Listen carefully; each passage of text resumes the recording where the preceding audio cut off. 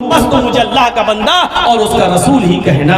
ये है रिसालत, सही तसव्वुर जो इस्लाम ने पेश किया है, जो इस्लाम ने पेश किया है। अरे जब लोगों ने धर्मों में बिगाड़ पैदा कर दिया तब अल्लाह ताला ने मोहम्मद रसूलुल्लाह को आखिरी नबी की हैसियत से इस दुनिया में भेजा और नबी ने बताया सही तौहीद क्या है। नबी ने बताया कि नबी और रसूलों के बारे में सही तसव्वुर क्या है। किसी भी महान पुरुष को आप भगवान का दर्जा नहीं दे सकते हैं, वो भी एक इंसान होता है, उसको भी दुख दर्द और मुसीबतें पहुंचती हैं और खुशी भी पहुंचती है। मेरे भाइयों, ये है इस्लाम, ये है इस्लाम और इस इस्लाम के अंदर पूरे के पूरे दाखिल होना है। या अय्युहल्लज़ीना आमनू उदखुलू फिस्सिल्मी काफ़ा, पूरे के पूरे इस्लाम के अंदर दाखिल हो जाइए। ये चंद नमाजें पढ़ लेने से और चंद रोजे रख लेने से हम और आप पक्के मुसलमान नहीं हो जाएंगे। मोबाइलों पर तक़रीर सुन लेने से हम मुसलमान नहीं हो जाएंगे। एक मिसाल से समझाता हूँ आपको। ये बिजली का खंबा है और ये आम का पेड़ है, दोनों को आप अपने सामने रखिएगा। ये बिजली का खंबा है, अभी इसमें तार नहीं डाले गए, और वो आम का पेड़ है। आप जानते हैं ये बिजली का खंबा है और ये जानते हैं ये आम का पेड़ है, आम लगे हुए हैं, पत्ते हैं उस पर। अचानक हवा चली, जैसे आज अचानक तेज हवा चली, अचानक थोड़ी सी आंधी सी आई और कुछ आम के दरख्त के पत्ते टूटकर बिजली के खंबे पर चिपक गए और बिजली के खंबे पर वो आम के पत्ते चिपके हुए हैं। आप वहां से गुजर रहे हैं तो आप उस बिजली के खंबे को क्या कहोगे? ये आम का पेड़ है? नहीं कहोगे? नहीं। थोड़ा सा बोलो, रात का 2 बज रहा है, देखें जाग रहे हो कि सो रहे हो? आम के पत्ते चिपके हुए हैं, ये आम का पेड़ हो गया? क्यों? आम के पत्ते तो चिपके हैं, नहीं हुआ। अगर जबरदस्ती कहलवाऊंगा तो कहोगे मौलाना साहब रांची हमारे यहां से करीब है। आप बिजली के खंभे को आम का पेड़ नहीं कह सकते जबकि उसके ऊपर आम के पत्ते चिपके हुए हैं। मैं पूछता हूं क्यों? आप कहेंगे अरे चंद आम के पत्तों के टूट जाने से और बिजली के खंभे पर चिपक जाने से बिजली का खंभा आम का पेड़ थोड़ी हो जाएगा। तो मैं भी तो आपसे यही कह रहा हूं, 200-400 रुपया सदका खैरात कर देने से, 2-4 टाइम की नमाज पढ़ लेने से, 2-4 रोजे रख लेने से फिर हम पक्के मुसलमान कैसे हो सकते हैं? हम मुस्लिम कैसे कहलाए जा सकते हैं जब चंद पत्तों के चिपकने की वजह से बिजली का खंभा आम का पेड़ नहीं हो सकता है? तो चंद नेकियां कर लेने से हम मुसलमान कैसे हो सकते हैं? बात तो सही है। हाँ मौलाना, इसीलिए तो बुलाते हैं आपको, वरना मौलवियों की कमी थोड़ी है हमारे यहाँ। अरे आपके यहाँ तो ऐसे ऐसे बुजुर्ग उलमा गुजरे हैं, अगर आप उनकी इज्जत कर लेते तो अल्लाह की कसम शायद उनकी इज्जत करने की बुनियाद पर आपकी भी बख्शिश हो जाती। आप कदर नहीं किए। कोई मामूली मौत नहीं है जो मदीने के अंदर हो आपके यहाँ के। और मुझे खुशी इस बात की है कि वो हमारे हम नाम थे, मौलाना जर्जीस सलफी। कल तक कहना पड़ता था हाफिज़हुल्लाह, आज कहना पड़ रहा है रहमतुल्लाह अलैह। कदर नहीं की न यहाँ के लोगों ने न यहाँ की जमात ने। माफ़ कीजिएगा, कह लेने दीजिए। परेशानियों का एहसास तब होता है जब कोई आदमी परेशानी में पहुँचता है। जेल के अंदर जाने के बाद फिर आजमाया जाता है कि कौन अपना है और कौन पराया है। बहुत सी बातें यहाँ दबाए बैठा हूँ, बोल नहीं सकता, कह नहीं सकता किसने साथ दिया और किसने बिल्कुल साफ मना कर दिया। कह नहीं सकता, न कहने की बात है। कदर नहीं की, आज पता चलता है। लोग दुआएं मांगते हैं कि अल्लाह मुझे उस मुबारक जगह पर मौत अता फरमाओ, नहीं मिलती है। मैंने तो दुआ मांगने वालों में एक शख्सियत देखी थी जिसकी अल्लाह ने दुआ कबूल की, अल्लामा एहसान इलाही ज़हीर की, जिन्होंने अपनी किताब अल बरेलवियत लिखी थी और उसकी आखिरी लाइनें मस्जिद नबवी में बैठकर लिखी। और जब पूरी लिख चुके तब उन्होंने वहीं पर बकीउल गरकत की तरफ चेहरा करके कहा था, अल्लाह अपने इस गुनाहगार बंदे के लिए यहाँ कोई जगह मुतय्यन कर दे, इस जगह पर हमारे लिए भी थोड़ी सी जगह मुतय्यन कर दे। या तो उस शख्सियत को देखा जिसकी दुआ कबूलियत की किस घड़ी में हुई और अल्लाह ने उसको अर्श मुअल्ला पर सुना है। अल्लामा इस्लाही ज़हीर जब ज़ियाउल हक की बमबारी का शिकार हुए और गुलदस्ते में रखे हुए बम को जब फूटा और उसमें वो बेचारे शहीद हुए और सऊदी अरब ने जब अपना स्पेशल तैयारा उनके लिए भेजा और वो वहां गए और वहां एडमिट थे और रियाज के हॉस्पिटल में दौरान इलाज उनका इंतकाल हुआ। 2 जगह उनकी नमाज जनाजा पढ़ी गई, एक रियाज में और फिर मस्जिद नबवी में लाखों की भीड़ में उनका नमाज जनाजा अदा किया और फिर बकील गरकत के अंदर इमाम मालिक रहमतुल्लाह अलैह की कब्र के पास उनको दफन किया गया। एक वो मौत मैंने देखी है,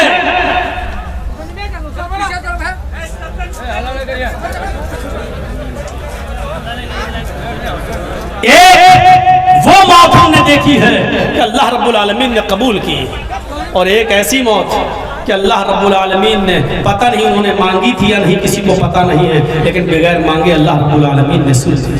दुआ कीजिए अल्लाह रब्बुल आलमीन उस फरिश्ता सिफत इंसान को करबट करबट राह को सुकून नसीब फरमाए। आमीन। इंसान की कद्र उसके जाने के बाद होती है, उसके जाने के बाद। मेरे भाइयों कुछ ऐसे अमल कर लो, अपने इलाके के उलमा की कद्र कर लो। आप सच बता रहे हैं, जो पोजीशन इस वक्त मुल्क की चल रही है, आप तरसोगे मदरसों को किस तरीके से कोर्स के बदलने की साजिशें हो रही हैं, किस तरीके से अपना कोर्स उछेड़ने की बातें की जा रही हैं, किस तरीके से इस्लाम की तालीमात को बदलने की साजिशें चल रही हैं। आप तड़पोगे, इन उलमा के लिए तरसोगे, अपने इलाके के उलमा की कदर करो। अगर आप इनको सुनते होते तो आज मौलाना जर्जिस को बुलाने की जरूरत आपको नहीं पड़ती।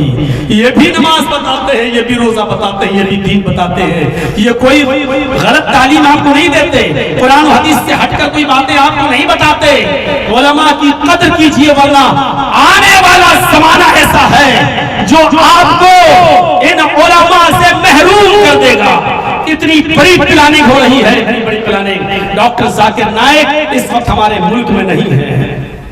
मौलाना कलीमुद्दीन सिद्दीकी आज छूटे हैं जेल से, आज उनकी रिहाई हुई है। बेल तो 20-25 दिन पहले हो चुकी थी, आज 2 साल के बाद आज वो जेल से छूटे हैं।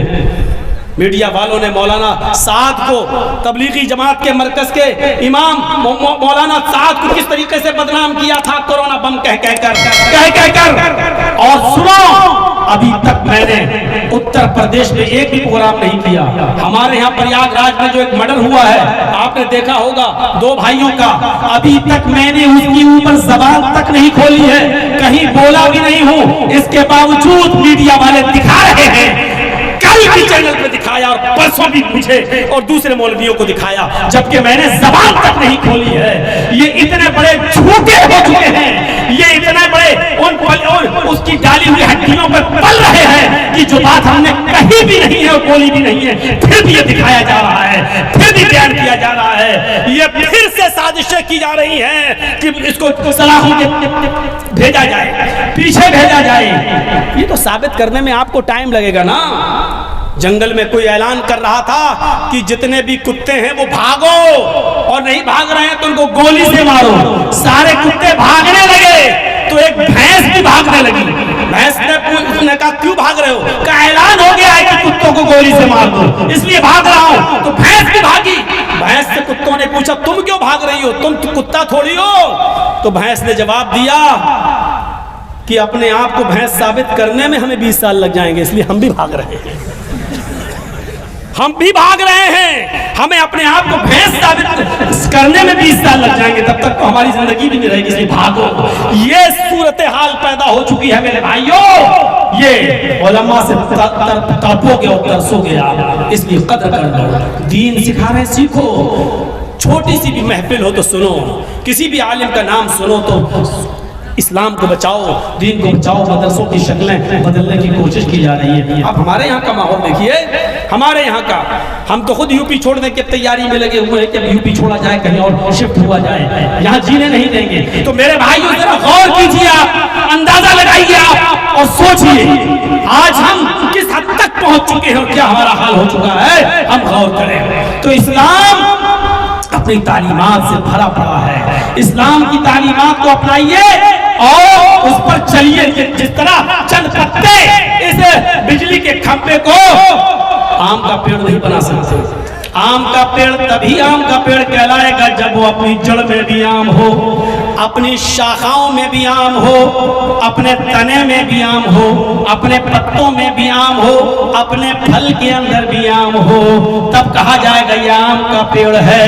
आप उस वक्त तक मुसलमान मुसलमान कहलाएंगे जब आपकी बुनियाद इस्लामी हो, आपका चलना इस्लामी, आपका बैठना इस्लामी, आपका सोना इस्लामी, आपका खाना इस्लामी, आपका पीना इस्लामी, आपकी शादी और ब्याह इस्लामी, ये सारे तरीके आपके इस्लामी होना चाहिए, तब आप मुसलमान कहलाए जाएंगे। आए अल्लाह अकबर, अस्सलाम वालेकुम रहमतुल्लाह, अस्सलाम वालेकुम। दो चार नमाजें पढ़ ली, अब कहा बाहर मस्जिद से निकले, क्या हुआ? सब बारात में जा रहे हैं, मुंह में पान खाए हुए। कहाँ जा रहे हैं? बारात में जा रहे हैं, बारात में जा रहे हैं। 200-300 आदमियों की बारात में जा रहे हो, लड़के वाले तुम्हें लेके जा रहे हैं, ये इस्लामी माहौल है। ये बेचारे मस्जिद से निकले, दूल्हा भी बेचारा नमाज पढ़ के निकल रहा है, अब जा रहा है। अगर हमने इन लड़कियों के लिए आसानी सोची होती तो आज ये सूरत हाल हमारे मुल्क में नहीं होती। जहेज की लानत ने तबाह बर्बाद करके रख दिया है। और कौन सा इलाका? जामताड़ा। जी जी, जामताड़ा वालों सुन लो, आज हजारों की तादाद में तुम यहाँ मौजूद हो। मेरी एक बात को नोट कर लेना, किराह लगा लेना, जिंदा रहूं तो पूछना, मर जाऊं तो दुआ के लिए हाथ उठा लेना। अल्लाह की कसम, अगर आपने जहेज के अंदर खुराफातें बंद नहीं की और जहेज की लानत को अपने समाज और मुआशरे से नहीं मिटाया तो यही हमारी बेटियां गैर मुस्लिमों के साथ निकाह करेंगी। इर्तिदाद की लहर बह रही है। सुप्रीम कोर्ट और हाई कोर्ट के अंदर एक दो नहीं, कई हजार लड़कियों ने, मुस्लिम लड़कियों ने एप्लीकेशनें दे रखी हैं कि मैं अपनी मर्जी से निकाह करना चाहती हूँ, मेरा बाप रुकावट बन सकता है, मेरा भाई रुकावट बन सकता है। जब मैं किसी गैर मुस्लिम से शादी करूं तो मेरे बाप की और मेरे भाई की न सुनी जाए। कई हजार लड़कियां कोर्ट में एप्लीकेशनें दे चुकी हैं। जब हमारी बेटियां देखेंगी कि हमारे पास 1.5 लाख रुपए की बाइक नहीं है देने के लिए, लड़के को दुकान पे बैठने के लिए 2 लाख रुपए और 3 लाख रुपए नहीं है, इन गरीब लड़कियों की जब आप हालत देखेंगे और जवानी की दहलीज पर ये कदम रख चुकी है तो इनको को अपनी प्यास बुझाने के लिए जहां जगह मिलेगी चले जाएंगी। क्योंकि जब सैलाब आता है, मुंडेर टूट जाती है और पानी अपना रास्ता निकाल लेता है। जब जवानी में आग लगती है तो सारी चीजें तोड़ दी जाती है, बाप की इज्जत को पामाल कर दिया जाता है, खानदान की इज्जत को पामाल कर दिया जाता है। और जवानी का ये जोश माँ बाप की छातियों पर बुलडोजर चलाते हुए गैर मुस्लिमों के साथ भागने पर हमारी बहनों बेटियों को मजबूर कर दिया जाता हो जाती है। याद रखना, आए समाज के चौधरियों, आए समाज के ठेकेदारों, जरूरी नहीं कि 10 लाख रुपया खर्च करके जलसा कराओ और मौलाना जर्जीस को बुलाओ, जरूरी नहीं है आप इतना लंबा चौड़ा खर्चा करके आप जलसा कराएं। आप सिर्फ एक कमेटी बनाइए और इन गरीब लड़कियों की शादी का इंतजाम करवाइए और जैसी बालिग हो जाए इनका निकाह करवा कर इनका घर बनवाइए, इनका घर बसवाइए, वरना इर्तिदाद की लहर में हमारी बहन बेटियों का नंबर आएगा, आप कुछ नहीं कर पाएंगे। जो लोग ऊपर बैठे हुए हैं उनकी मंशा तो साफ है, वो रोजाना आप यूट्यूब पर देख रहे हैं, रोजाना चैनलों पर देख रहे हैं। हमारा कोई मुस्लिम भाई अगर किसी गैर मुस्लिम लड़की को ले आए तो लब जिहाद हो गया, वो लाए तो ये उनका हक है, घर वापसी है। मेरे भाइयों, उनकी प्लानिंग यही है कि मंदिर में फेरे लगवाए जाए, सिंदूर लगवाया जाए, साड़ी पहनाकर तुम्हें अपने घर लाया जाए और 2-3 बच्चे तुमसे पैदा करने के बाद बच्चों को रोक लिया जाए और तुम्हें बेयारो मददगार छोड़ दिया जाए। अब तुम न अपने घर की रहोगी, न यहाँ की रहोगी, न तुम्हारा बाप तुम्हें एक्सेप्ट करेगा, मरने के बाद न तुम्हें कब्र में दफन किया जाएगा और न ये लोग तुम्हें अपनाएंगे जो आज तक हरिजनों को नहीं अपना सके,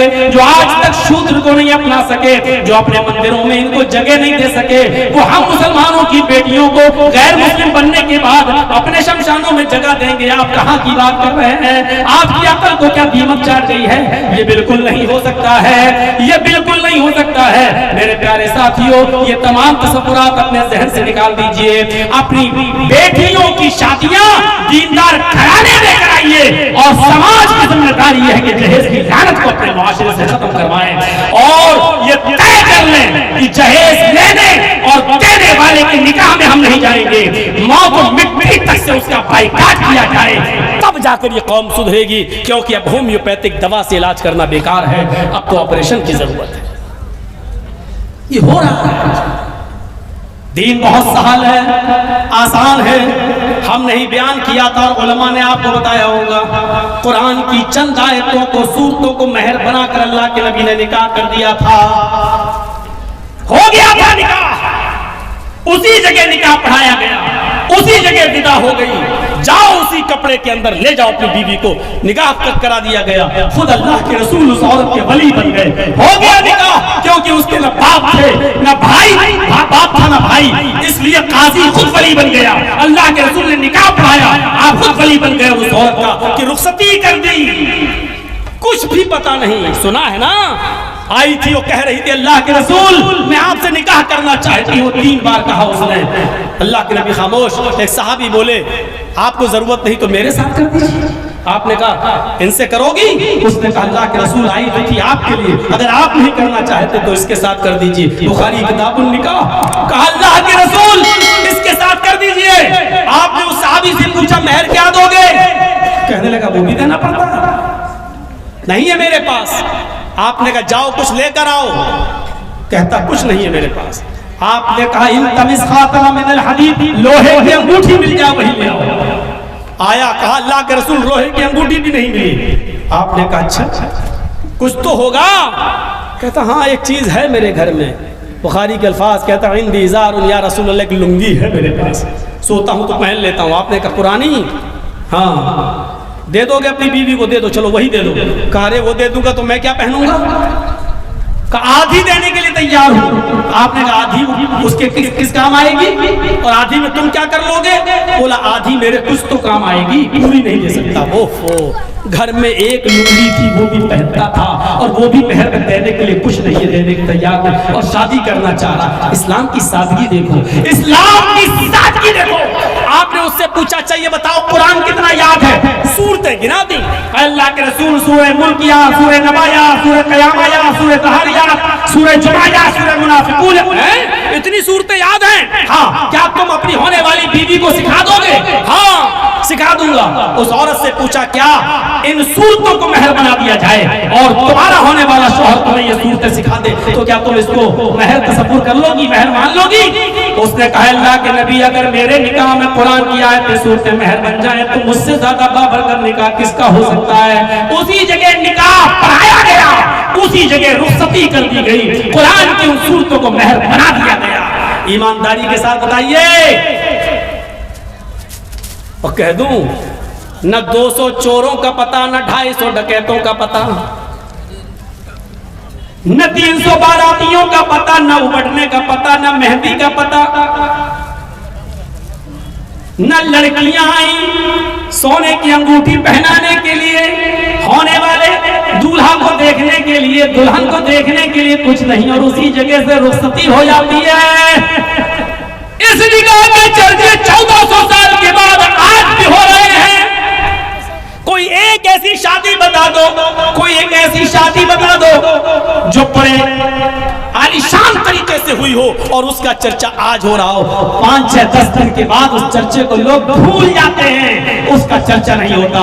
मैं कहना ही चाह रहा हूं कि आसानियां पैदा करो मुसलमानों, मुआशरे के अंदर जहेज की लानत खत्म कराओ। अगर आप चाहते हो कि हम अपनी बहनों बेटियों की इज्जत को बचाएं तो अगर आपने जहेज की लानत खत्म नहीं की तो तैयार रहिए खून के आंसू रोने के लिए, तैयार रहिए खून के आंसू रोने के लिए, क्योंकि सरकारें बदलती रहती हैं, हुकूमतें बदलती रहती हैं। बहुत जल्दी कोई और लोग काबिज ना हो जाएं और ऐसा ना हो कि ये सारी चीजें हमें अपनी आंखों से देखना पड़े। खुद हमारे इटावा के अंदर एक केस हमारे ऊपर वो भी चल रहा है कि एक मुस्लिम लड़की जब गैर मुस्लिम लड़के के साथ भागी और हमने नाबालिग लड़की थी इसलिए उसके खिलाफ जुलूस निकाला, पुलिस नाकाम रही लड़के को पकड़ने के लिए, मैंने जुलूस निकाला, 5-6 हजार आदमियों को लेकर धरना दे दिया।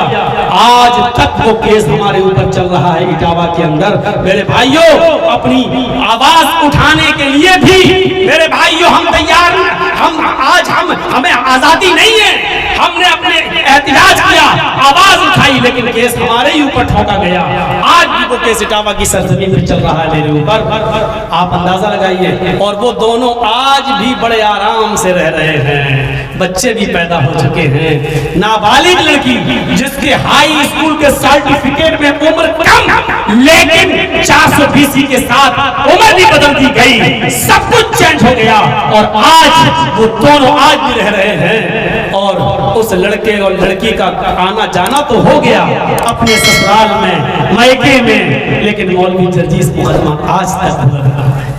आज तक ये दिन आपको देखना पड़ेंगे अगर आपने जहेज की लानत को खत्म नहीं किया, क्योंकि मोबाइलों ने हमारी बहन और बेटियों को बेकाबू कर दिया है। इंस्टाग्राम पर देखिए कैसी कैसी तस्वीरें आ रही हैं, टिकटॉक पर देखिए,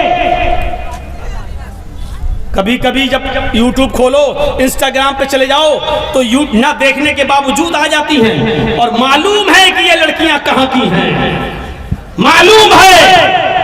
बचपने से मैं तकरीर कर रहा हूं, आज बड़ी हो गई तो क्या हुआ, जब छोटा था तो उनको देखा था, आज वो टिकटॉक पर किस तरीके से बेहुदा गाने बना रही हैं और यानी की सारी हदें पार कर दी हैं। ये चीजें हमें बतला रही है कि आगे चलकर हमारी बहनों बेटियों का मिजाज क्या बनने वाला है, क्या बनने वाला है, और हमारी बहनों बेटियां किस हद तक बहकने वाली हैं।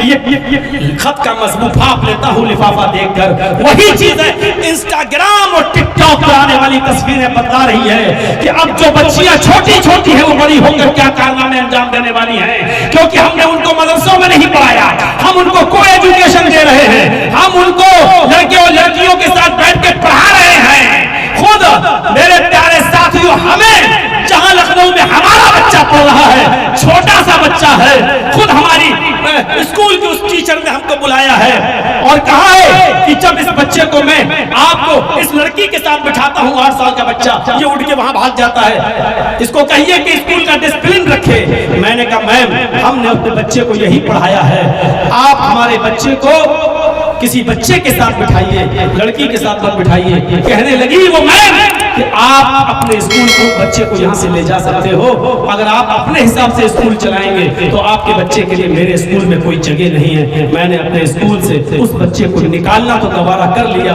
और मैंने फिर दूसरे स्कूल में अपने बच्चे का एडमिशन कराया। लेकिन अब आप बताइए, जब 8 साल के बच्चे को जबरदस्ती किसी 8 साल की बच्ची के साथ पढ़ाओगे और वो अगर भागकर दूसरे लड़के के साथ बैठे तो गार्जियन को बुला के शिकायत की जाए, तो समझ लो कि ये बच्चे आगे चलकर कौन से कारनामे अंजाम देंगे और कौन सा कारनामा होगा।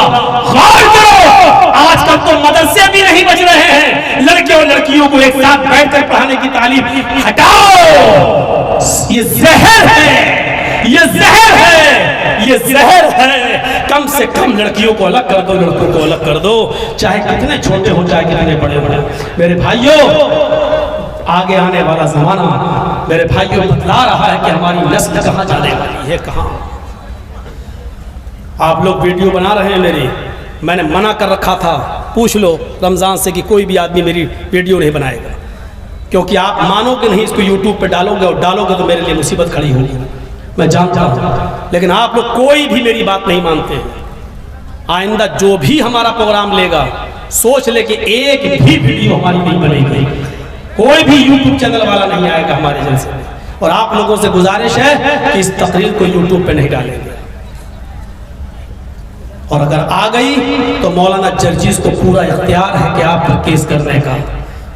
मेरी इजाजत के बगैर आप डालेंगे तो हमें मालूम है 6 महीने में मैं बहुत कुछ सीख गया हूँ अंदर रहकर, कौन सी धाराएं लगेंगी और कौन, मेरी इजाजत के बगैर अगर आपने डाल दी तो क्या हो सकता है क्या नहीं, हम कहीं से भी केस कर सकते हैं आपके। क्योंकि अब हमें अपने आप को बचा कर रखना है एहतियाती तौर पर। मुस्तकबिल में क्या लिखा है वो अलग बात है, लेकिन एहतियात जरूरी है। एहतियात मैंने अभी बताया ना, अंदर जाने के बाद पता चलता है कि कौन अपना है कौन पराया, कौन दुख दर्द में साथ आता है कौन नहीं आता है। कुछ लोग ऐसे भी हैं जिन्होंने दुआएं मांगी है, अल्लाह कुछ दिन और अंदर रहे, कुछ दिन और अंदर रहे। मैं ऐसे मौलवियों को भी जानता हूं जिन्होंने कहा अल्लाह हमारी रोजी रोटी चल रही है, कुछ दिन और अंदर रहे तो हम कुछ और जलसों में आगे निकल जाएं। ऐसी भी दुआएं मांगी गई हैं, मुझे मालूम है लेकिन नाम नहीं लेना चाहता हूं मैं। अपना अपना ज़र्फ है, कोई किसी के जेल जाने से खुश है कि उसकी रोजी रोटी चल रही, और कुछ ऐसे हैं जिन्होंने रो रो कर दुआएं मांगी। यूट्यूब पर देखेंगे तो खाने काबा में भी एक आदमी वीडियो बनाता जा रहा है और रो रो के हमारे लिए दुआ भी करता जा रहा है। ऐसी भी पड़ी हुई है।